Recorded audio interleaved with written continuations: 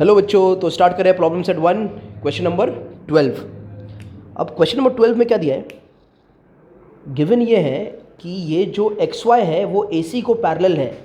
क्या दिया है? एक्स वाई और ए सी, ये एक्स वाई और ये ए सी, ये दोनों पैरेलल है। ये देखो यहाँ पर गिवन है, बराबर। और जो हमारा एक्स ए है, एक्स ए या वाई सी, कोई भी एक ले सकते हैं। तो यहाँ पर एक एंगल है और यहाँ पर एक एंगल है। समझ में आ रहा है? कहने का मतलब है, अगर डायग्राम में मार्क कर दूँ तो मैं ये बी एक्स वाई एंगल की बात कर रहा हूँ और बी ए सी एंगल की बात कर रहा हूँ।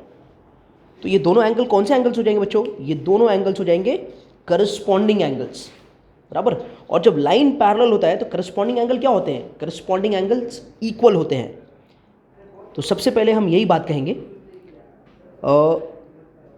X Y is parallel to A C and B A is transversal and therefore angle B X Y will be equal to angle B A C. Reason हो जाएगा corresponding angles, बराबर। Complete word में लिखना corresponding angles, ऐसे ही मत लिख देना। तो ये दोनों एंगल इक्वल है। अच्छा, मैं कर क्या रहा हूँ बच्चों? मुझे यहाँ पर एक रेशियो दिया है, ये दिख रहा है आपको? यहाँ से मैं कुछ ऐसा ट्राई करूँगा जिसकी वजह से मुझे बी एक्स मिल जाएगा और ए बी, बी एक्स और ए बी का रेशियो मैं फाइंड कर लूँगा, बी एक्स और ए बी का। बाद में ऐसा मैं क्यों करूँगा? क्योंकि मुझे फाइंड करना है ए सी। तो मैं अब जाके दो ट्रायंगल्स को, जिसका नाम है बी एक्स वाई और जिसका नाम है बी ए सी, इन दोनों ट्रायंगल को मैं सिमिलर प्रूफ करने वाला हूँ ताकि मुझे रेशियो मिल जाए। क्या मिल जाए? रेशियो।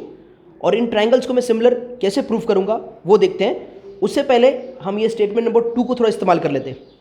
तो स्टेटमेंट नंबर 2 में क्या दिया है? I'll mark this as 1. From 1 we got this. Okay. From 2 जो गिवन है वही लिखते हैं। गिवन ये है 2ax is equal to 3bx. bx this is given to us. ठीक है। तो अब यहाँ से ax दिया है और bx दिया है, तो मैं bx को एज इट इज रखूँगा। मुझे ये जो ax है ना उसको ab बना देना है। कैसे? ये ट्रायंगल का पार्ट और ये ट्रायंगल का पार्ट, मुझे इन दोनों पार्ट का रेशियो चाहिए। ये ट्रायंगल का bx और ये ट्रायंगल का ab। मुझे किसका रेशियो दिया है? मुझे bx का दिया है और ax का दिया है। तो अब मैं क्या करूँगा? अब मैं लिख दूंगा इसको देयरफॉर ax अपॉन bx। ये x को यहाँ रख दिया और ये bx को नीचे ले लिया। उधर कौन है? उधर 3 है और ये 2 चले जाएगा नीचे। तो ax बाई बी एक्स हो जाएगा 3/2। क्या हो जाएगा? 3/2। अब देखो, अब मैं कुछ स्टेटमेंट इस्तेमाल करता हूँ थर्ड में, बराबर। और क्या इस्तेमाल कर रहा हूँ? देखो, मुझे क्या चाहिए? ए बी चाहिए। क्या चाहिए? A b. तो ax plus b x upon B x is equal to 3+2/2। भाई ये मैंने क्या किया? कॉम्पोनेंडो। क्या कर दिया मैंने? कॉम्पोनेंडो। आई बात समझ में? तो कॉम्पोनेंडो जब कर दिया ना, तो अब देखो क्या हो गया। अब ax प्लस बी एक्स, अब देखो ax प्लस बी एक्स कितना हो गया? Therefore ax plus b x हो गया ab और नीचे कौन हो गया? bx, ऊपर हो गया 5/2। तो बच्चों मैंने ab अपॉन बी एक्स का रेशियो फाइंड कर लिया है। ab अपॉन बी एक्स मतलब ab और bx, ये दोनों साइड का रेशियो मुझे मिल गया है। अब मैं क्या करने जा रहा हूँ? तो मेरे फोर्थ स्टेटमेंट में मैं ये कहूँगा कि in triangle B X Y and triangle BAC, ये दोनों ट्रायंगल्स में क्या क्या मालूम है मुझे ये पता चल चुका है कि एंगल x और एंगल A इक्वल एंगल है। एंगल x और एंगल A इक्वल एंगल है और एंगल B और यहाँ एंगल B कॉमन एंगल है। तो ये दोनों ट्रायंगल क्या हो जाएंगे? ये दोनों ट्रायंगल हो जाएंगे similar. Therefore triangle BXY is similar triangle BAC। B X Y is similar triangle B A C. अरे आया कुछ समझ में? बी एक्स वाई और बी ए सी ये दोनों ट्रायंगल क्या हो गए? सिमिलर। अच्छा ये कौन से टेस्ट से सिमिलर हुए? तो ये लोग हो जाएंगे ए टेस्ट ऑफ सिमिलैरिटी से सिमिलर हो जाएंगे। ए टेस्ट ऑफ सिमिलैरिटी से क्या हो जाएंगे? सिमिलर। अब मुझे करना क्या है? ट्रायंगल को जब मैंने सिमिलर प्रूफ कर दिया तो अब मैं क्या लूँगा? इनका रेशियो लूँगा। क्या लूँगा? रेशियो। कैसे रेशियो लूँगा? ऐसे रेशियो लूँगा जिसके अंदर ए बी बी एक्स हो, ए बी बी एक्स हो, देखो ये साइड ए बी एक्स और ए बी हो, दूसरा एक्स वाई हो, एक्स वाई ये वाला साइड हो, और तीसरा साइड ए सी हो, ये वाला साइड हो। तो ये साइड का रेशियो हो, एक्स वाई ए सी का रेशियो हो, बराबर। क्योंकि ये दोनों का रेशियो मुझे मिल चुका है, एक्स वाई का वैल्यू दिया है, और मैं क्या ढूंढ लूँगा? ए सी का वैल्यू ढूंढ लूँगा। तो यहाँ से C S S T apply करते हैं। ये ट्रायंगल में जो सिमिलर ट्रायंगल्स है ना, उसमें C S S T apply करते हैं। और जब मैं C S S T apply करूँगा यहाँ पर, तो मुझे क्या मिलेगा? B x upon B A यानी ए बी यानी ए बी हो चलेगा, समझा क्या? Will be equal to X Y upon A C. देखो ना, B x upon B A is equal to X Y upon A C. इसको क्या बोलते हैं? C S S T. मेरे को थर्ड रेशियो की जरूरत नहीं है बच्चों, थर्ड रेशियो की जरूरत बिल्कुल भी नहीं है। अरे यहीं पर मेरा काम हो गया ना। अब देखो यहाँ पर क्या है? A B upon B X 5/2 है। ध्यान दो, हाँ ध्यान दो बराबर से। हाँ क्या बोल रहा है मैं? A B upon B X क्या है? 5/2। कौन है? A B upon B X. तो बताओ यहाँ B x upon A B क्या हो जाएगा? क्या है वो 2/5 नहीं होगा? नहीं समझा? B x upon A B क्या होगा? 2/5।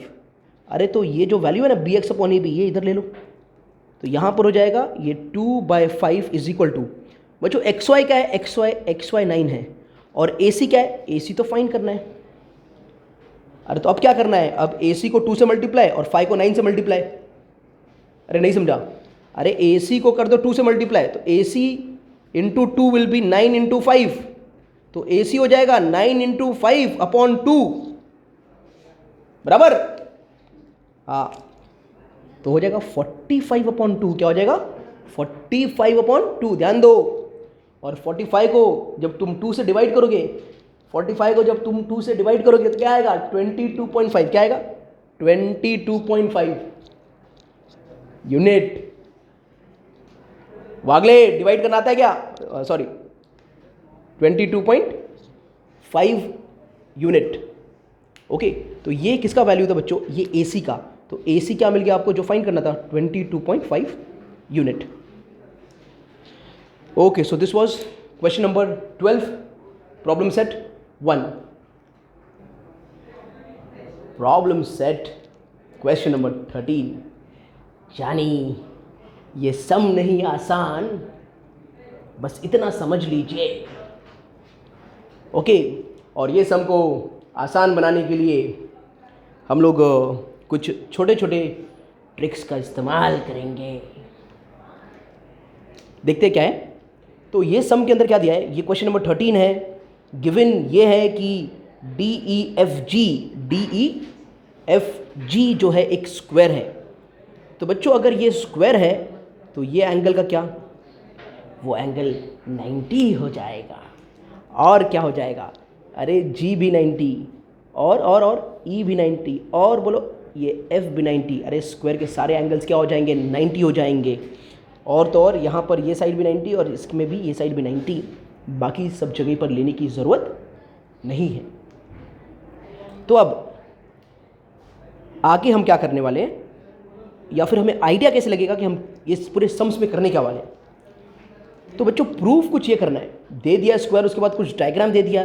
प्रूफ कुछ करना है कि D E square is equal to B D into E C. ये D E square equals to B D into E C, ऐसा कुछ दे दिया है। तो मैं इसको कैसे लिख सकता हूँ? D E into D E is equal to B D into E C. D square को मैंने ऐसे लिख दिया, बराबर बच्चों। और तो और यहाँ से हम कुछ और भी सीख सकते हैं। क्या? ये डी ई को यहाँ रख दिया और बी डी को नीचे ले लिया, ई सी को वहाँ रख दिया और ये वाला डी को नीचे भेज दिया। तो अब समझो बच्चों, इसके अंदर ये फिगर के अंदर क्या क्या आ रहा है, ये फिगर से क्या क्या नाम आ गया, DE आ गया। तो DE मतलब आपको ये साइड चाहिए, और वो भी एक बार नहीं 2 बार चाहिए। फिर मैं क्या कर सकता हूँ, देखो, तो ये DE को हटा के, मैं ये DE को हटा के, बच्चों ये स्क्वायर है ना, तो GD आपका GD DE को इक्वल होगा, वो इक्वल होगा EF को, वो इक्वल होगा GF को। हाँ संभल के, अरे यस और नो, बिकॉज ये सब साइड ऑफ स्क्वायर है। ठीक है, अब आगे देखते हैं BD कौन सा आया, BD आया, BD आया ये वाले पार्ट का, BD आ गया ये वाले पार्ट का, जिसका नाम है GDB। और DE तो आ चुका है EC आया यहाँ वाला पार्ट का, जिसका नाम है FEC।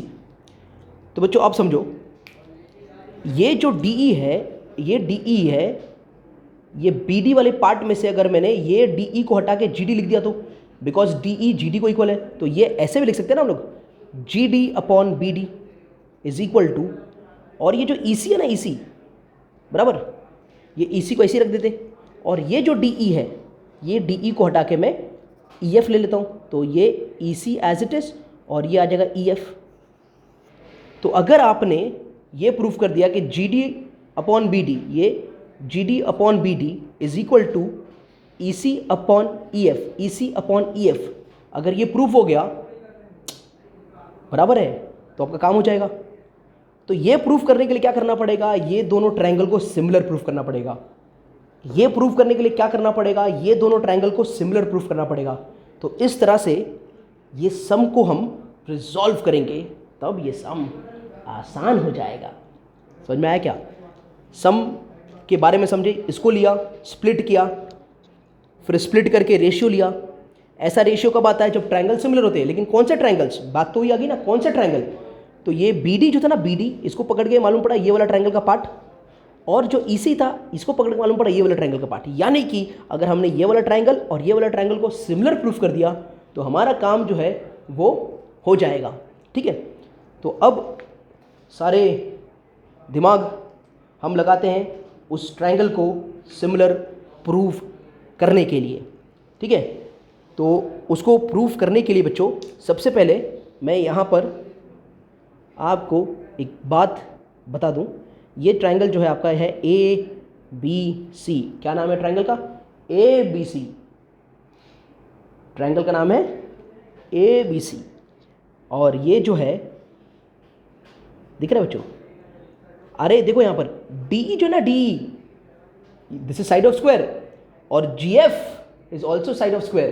कुछ याद आया? मतलब सम में कुछ याद आया? DE जो है वो भी स्क्वायर का साइड है, और GF जो है ना वो भी स्क्वायर का साइड है। बहुत ना इंसाफी है ये। अरे जब दोनों स्क्वायर के ही साइड है तो दोनों एक दूसरे को क्या हो जाएंगे, एकदम पैरेलल। अरे कभी नहीं मिलेंगे, याद रखो। GF से मतलब GF और DE कभी नहीं मिलेंगे। ठीक है, ओके। GF और DE कभी भी मिलने वाले नहीं है, दोनों पैरेलल है, पैरेलल है। तो इसका मतलब क्या होगा, अगर GF DE को पैरेलल है तो GF BC को भी पैरेलल होगा। अरे देखो देखो बराबर से। अरे क्योंकि DE बढ़ के, जब DE बड़ा हुआ है तो DE क्या बन गया है, BC बन गया है। DE जब छोटा था तो GF को पैरेलल था, लेकिन जब DE बड़ा हो गया, समझ में आ रहा है कि नहीं? DE जब बड़ा हुआ है तो देखो ना, दिख रहा है ना, DE बड़ा होके BC बन चुका है, तो GF उसको भी तो पैरेलल होगा। हाँ, यानी GF ना तो DE के हाथ में आएगा और ना GF BC के हाथ में आएगा, बराबर। दोनों को ही क्या है, पैरेलल है। ओके, तो सबसे पहले बच्चों मैं यही बात कहने वाला हूँ। ये क्यों कह रहा हूँ मैं आगे बताता हूँ, आपको समझ में आते रहेगा। भाई GF is parallel DE, GF is parallel DE, side of square, side opposite sides of square, सिर्फ साइड ऑफ स्क्वायर नहीं, opposite sides of square, opposite sides of square. ठीक है, तो GF और DE क्या हो गया, पैरेलल। फिर आगे हम क्या बोलेंगे, सिर्फ इतना ही नहीं, ये जो GF है ना, ये GF पैरेलल किसको हो जाएगा, ठीक है, GF पैरेलल हो जाएगा BC को भी। और ये रीजन क्या आएगा, B dash D dash E dash C। अरे आएगा समझ में, ये सारे पॉइंट्स एक ही लाइन में है तो ये जी एफ उसको भी पैरेलल हो जाएगा। तो अब ये समझाने वाली बात ये है कि ये जी एफ जो है ना, जी एफ ये ट्रायंगल में, in triangle A B C, in triangle A B C GF is parallel to BC, GF is parallel to BC, therefore E वाला एंगल और E वाला एंगल बराबर, देखो देखो डायग्राम में देखो, ये दोनों एंगल क्या होगा, कॉन्ग्रेंट हो जाएगा। therefore angle AGF will be congruent to angle ABC। Reason क्या होगा, करस्पॉन्डिंग एंगल। देख लो बच्चों ये दोनों ट्रायंगल में दिख रहा है कि नहीं, अगर पैरेलल तो ये दोनों क्या हो जाएंगे, करस्पॉन्डिंग एंगल्स। इसका आगे नाम मैं कैसे लिख सकता हूँ, angle AGF will be congruent to angle GBC। देखो ABC बोलूँ, क्या बोलूँ, ABC या GBC बराबर है, तो इसमें थोड़ा रिस्पेक्ट आ जाता है, AGC बोलो या GBC, ठीक है, लेकिन AG और B एक ही लाइन पर है ना, तो ऐसा हम लोग कर सकते हैं, बराबर है। तो यहाँ पर मैं लिख देता हूँ A dash G dash B, A dash G dash B। तो कुल मिला के यहाँ पर ये पहला पॉइंट, यहाँ पर ये दूसरा पॉइंट ले लिया मैंने, ठीक है, और इसको मैं मान लेता हूँ थर्ड पॉइंट, जिसमें ये दोनों चीज़ मुझे मिल चुके हैं, और इसको मैं अंडरलाइन भी कर देता हूँ। क्या कर देता हूँ, अंडरलाइन, इंपॉर्टेंट स्टेप है, बाद में काम आएगा। ओके, तो इतना जब मैंने कर दिया तो यहाँ पर देख लो बच्चों, देखो देखो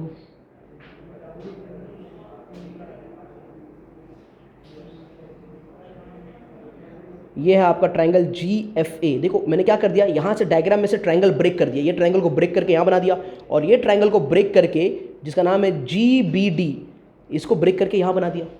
अब ध्यान से सुनो, क्या करके सुनो, ध्यान से सुनो। अब बच्चों यहाँ से देखो AGF एंगल ये है, AGF, और GB,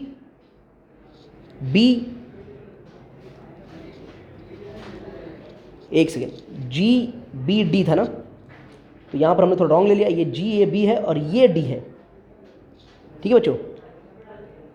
तो ये जो एंगल है GBC, तो GBC बोले या GBD बोल सकते ना, देखो ध्यान से देखो, GBC बोलो या GBD बोलो, बात एक ही हो गया। तो ये एंगल G और ये एंगल GBD, आगे चल के ये C हो जाता है ना आगे चल के, तो ये GBD, ये दोनों क्या है, कॉन्ग्रेंट एंगल है, और एंगल D और एंगल A क्या है, कॉन्ग्रेंट है। तो हम लोग बोलेंगे इन ट्रायंगल, क्या बोलेंगे, in triangle FGA, FGA, in triangle FGA and triangle, बराबर से नाम ले रहा हूँ, FGA ले लिया ना, तो G के साथ कौन है, B है, तो इसका नाम लूँगा GBD, ट्रायंगल GBD, FGA और GBD, ये दोनों ट्रायंगल्स में, ठीक है, फोर्थ पॉइंट में angle AGF is equal to angle ये GBC की जगह GBD ले लेता हूँ फ्रॉम 3, ठीक है, ये वाला स्टेटमेंट है 3 का, GBC की जगह GBD ले लिया, ठीक है। और fifth point, angle A is congruent to angle D, each is 90। देखो बच्चों ये दोनों ट्रायंगल में देखो each is 90, therefore triangle FGA is similar triangle GBD। अरे ये सुनो बच्चों, ट्रायंगल क्या हो गया, सिमिलर हो गया, कौन से टेस्ट से, AA टेस्ट ऑफ सिमिलैरिटी। तो FGA सिमिलर हो गया GBD को, FGA सिमिलर हो गया GBD को, समझ में आया। अब आगे सुनो बच्चों, ठीक है, यहीं पर एंड नहीं हो रहा है, अब आप वापस से ये ट्रायंगल में चले जाओ बच्चों, ठीक है। ये ट्रायंगल में जब आप जाओगे तो यहाँ पर अगेन GF पैरेलल है, GF जो है पैरेलल है, तो ये एंगल और ये एंगल कौन से हो जाएंगे एंगल्स, ये करस्पॉन्डिंग एंगल्स हो जाएंगे। अरे बच्चों बराबर है कि नहीं, बराबर है। तो with reference to that I will say 7th point में कि GF is parallel to BC बराबर है, G F is parallel to B C from two and therefore angle F G is equal to, बराबर, angle F G is equal to angle, इसका नाम क्या ले लो बच्चों, इसका नाम देखो, आप बी तक मत लो, ए सी बी तक मत लो, कहाँ तक नाम ले लो इसका, इसका नाम ले लो एफ सी ई तक, एफ सी ई तक, यहाँ पर एक पॉइंट ई है ना, यहाँ तक, तो एंगल एफ सी ई, रीज़न क्या होगा, करस्पॉन्डिंग एंगल्स, ये दोनों भी क्या है, करस्पॉन्डिंग एंगल्स है, ठीक है बच्चों, तो ये दोनों भी क्या है, करस्पॉन्डिंग एंगल्स। तो अब जाते हैं हम ट्रायंगल्स में, वापस से अब दो ट्रायंगल बना रहा हूँ, ध्यान वापस से देना चालू कर दो, ये है हमारा जी, ये है हमारा ए, ये है हमारा एफ, ये है 90 डिग्री, और ये है हमारा ट्रायंगल जिसका नाम है एफ, ये है ई और ये है सी, ये है यहाँ पर है 90 डिग्री। तो अब नाम कैसे लेना है वो उस पर ध्यान देना पड़ेगा। अब नाम हमें सेकंड नाम कैसे लेना है, तो वापस से यहाँ पर एफ जी ए लिया, तो यहाँ से वापस से भी एफ जी ए ले लेंगे। तो in triangle F G A and triangle, अब दूसरे ट्रायंगल का नाम, जो सेकंड ट्रायंगल है उसका नाम हमें कैसे लेना है, देखो एफ जी ए ले लिया ना आपने, एफ जी ए वापस ले लिया, तो यहाँ पर एंगल एफ किसको इक्वल है, एंगल सी को, तो एफ जी ए, तो C F E, F G A, F आया फिर जी आया फिर 90 वाला एंगल आया, तो यहाँ पर भी कैसा आएगा, एफ को इक्वल कौन, एंगल सी है, देखो ना यहाँ पर एफ को इक्वल कौन, एंगल सी है, तो पहले सी एफ उधर सी, पहले उधर एफ आया तो इधर पहले क्या आएगा, सी आएगा, फिर नॉन इक्वल एंगल आएगा, फिर लास्ट में कौन आएगा, 90 वाला आएगा, तो सी एफ ई, ये सबसे इंपॉर्टेंट है बच्चों, सी एफ ई, ये दोनों ट्रायंगल के अंदर नाइन्थ स्टेटमेंट में angle A F G is equal to angle F C E, A F G यानी ये वाला angle is equal to F C यानी ए वाला एंगल, और angle A is equal to angle E, angle A is equal to angle E, each is 90 degree, ये कहाँ से आया, फ्रॉम 8 आ गया, ठीक है। अब हम क्या कहेंगे, अब हम कहेंगे इसका मतलब क्या है कि triangle F G A is similar triangle C F E, ये दोनों ट्रायंगल भी क्या है बच्चों, सिमिलर है, ये दोनों ट्रायंगल भी क्या है, सिमिलर।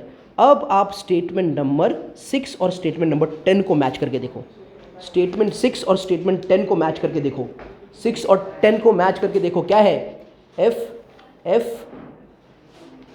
जी ए, बराबर बच्चों, एफ जी ए स्टेटमेंट 6 में जी बी डी को सिमिलर है, और एफ जी ए स्टेटमेंट 10 में सी एफ ई को सिमिलर है।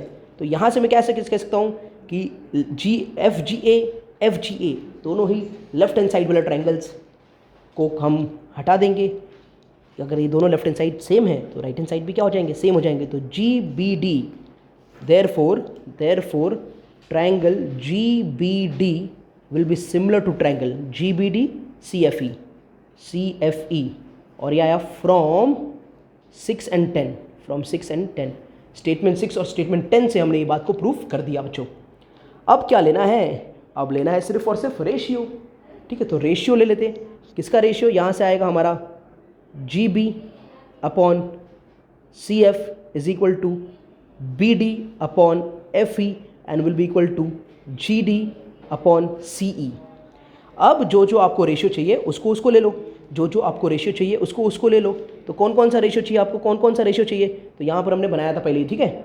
जी डी देखो कहाँ है, जी डी ये वाला चाहिए, बी डी कहाँ है, बी डी ये वाला चाहिए, ठीक है।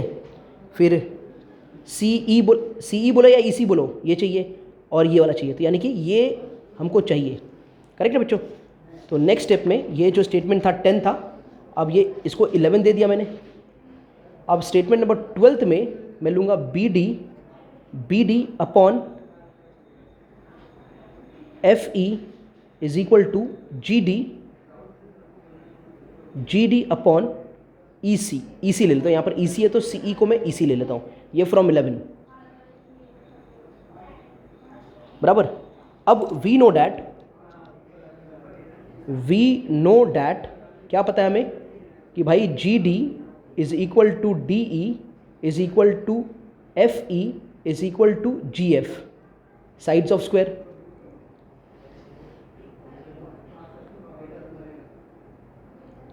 देयरफॉर हमको बी डी चाहिए और हमको ई सी चाहिए, तो ये बी डी ई सी को मल्टीप्लाई कर देते तो ये हो जाएगा B D into E C is equal to G D into F E. समझ में आया? इसको उधर मल्टीप्लाई कर दिया, इसको उधर मल्टीप्लाई कर दिया। ठीक है बच्चों, तो ये बी डी भी चाहिए और ई सी भी चाहिए।